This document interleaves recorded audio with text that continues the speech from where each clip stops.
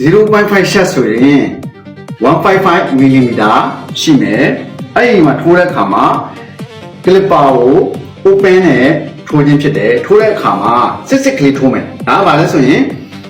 filmer အရာပေးထားတာကိုပြန်ပြီးတော့ဖြည့်ပေးတဲ့နေရာဖြစ်တယ်ပြီးရင်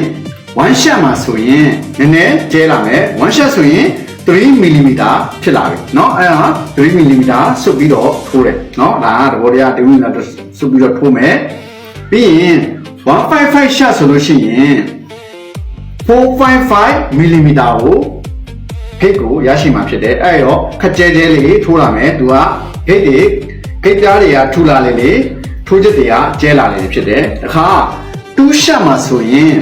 6 mm ဂိတ်ပြားနဲ့တောင်းမှာဖြစ်တယ်เนาะဒီမှာဆိုရင်ဒီဂိတ်ပြားကိုတောင်းရတယ်ဒီမှာဆိုရင်ဒီဂိတ်ပြားတောင်းရတယ်ထိုးချက်မှာဆိုရင်လည်းဂိတ်ပြားတွေကထူလာတဲ့အတွက်နာ